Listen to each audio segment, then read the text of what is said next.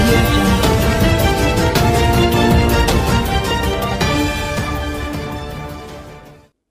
అది కాదు ఈరోజు మిషన్ భగీరథ గురించి పాత్రికేయ మిత్రులకు ఒక విషయం చెప్పదలుచుకున్నా.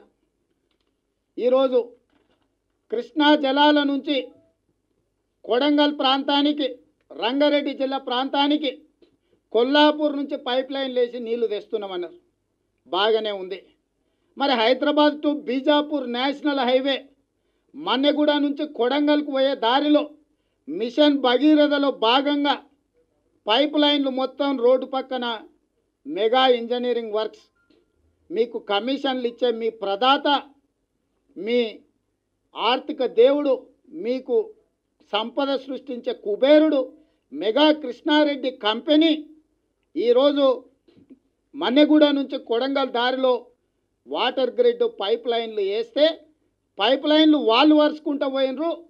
నేషనల్ హైవే జాతీయ రహదారుల నిర్మాణంలో భాగంగా రోడ్డు కిందికి పైపులు వస్తున్నాయని చెప్పి జాతీయ రహదారిని నిర్మించే సంస్థ ఆ పైపులను తీసి రోడ్డు పక్కన పడేసింది.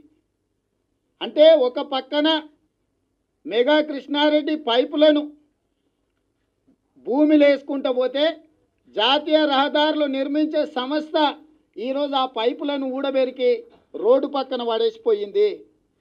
ఇవాళ వందల కిలోమీటర్లు ఇట్లా జాతీయ రహదారులు ప్రకటించిన రోడ్ల పక్కన మీరు కమిషన్లు వస్తాయి కదా అని చెప్పి కమిషన్లకు కక్కుర్తిపడి పైపుల కంపెనీలు మీ వాళ్ళవే కొన్ని పెట్టుకొని ఆ పైపులను రోడ్డు పక్కన వేసుకుంటూ పోతే రోడ్ల విస్తరణలో భాగంగా ఆ పైపులను ఊడబెరికి ఇరగొట్టి రోడ్డు పక్కన ఇట్లా పడేసిండ్రు.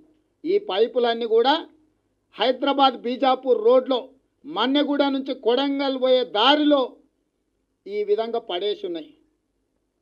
ఒరే సన్నాసి, నువ్వే ఉంటివి కదా మిషన్ భగీరథ మంత్రివి, ఇప్పుడు నీ అయ్య దగ్గర ఉన్నది కదా, నువ్వు నీ అయ్య కలిసి 50,000 కోట్ల రూపాయలు తెలంగాణ ప్రజలు కట్టిన పన్నును సొమ్మును బ్యాంకుల ద్వారా అప్పులు తీసుకొచ్చి నిండా తెలంగాణను ముంచుతుండ్రు కదా మీ కమిషన్ల కక్కుర్తి కోసం.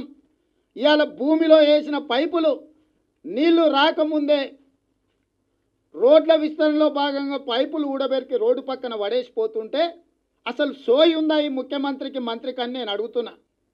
నీ సోయి లేని పాలనలో, నీ అయ్య తాగుబోతు పరిపాలనలో 1,000 కోట్ల రూపాయలు మట్టిపాలైపోతుంటే, కాంట్రాక్టర్లు 1,000 కోట్ల రూపాయలు బిల్లులు పెట్టి తీసుకుంటుంటే వాటిని పరిశీలించి పట్టుకొని వాళ్ళని శిక్షించాల్సింది పోయి కమిషన్ల కక్కుర్తిపడి నిద్రపోతున్న నువ్వు కాంగ్రెస్ పార్టీని, రాహుల్ గాంధీ గారిని పట్టుకొని పప్పు అంటవా? గూగుల్లోనంట ఈయనకు పప్పు అని కొడితే రాహుల్ గాంధీ వచ్చిందంట.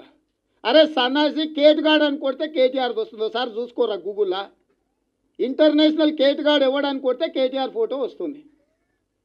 ఇక అయ్యా కొడుకులకే పోటీ, ఎవడా కేటుగాడు అని అంటే కేసీఆరా కేటీఆర్ అనే పోటీ జరుగుతుంది. ఎవడు నెంబర్ 1 కేటుగాడు అని అంటే చెప్పాలంటే అదో పెద్ద పరీక్ష అయిపోయింది. టాస్ చేయాల్సిన పరిస్థితి వచ్చింది. ఎవడు కేటుగాడు పెద్దోడు అని అంటే నెంబర్ 1 కేటుగాడు ఎవడు అంటే కేసీఆర్కి ఇవ్వాలన్నా కేటుగానికి కేటీఆర్కి ఇవ్వాలన్నా టాస్ వేయాల్సిన పరిస్థితి వచ్చింది. ఇద్దరికి సమానమైన హోదా ఉన్నది, ఇద్దరికి సరి సమానంగా వస్తున్నాయి. ఏది చూసినా అబద్ధాలు చెప్పుట్లో కానీ, నోటికొచ్చింది మాట్లాడుట్లో కానీ, కాంగ్రెస్ పార్టీని తిట్టుట్లో కానీ, నమ్మినోళ్ళని ముంచుట్లో కానీ, తెలంగాణ ప్రజల యొక్క సెంటిమెంట్ను వాడుకోవడంలో.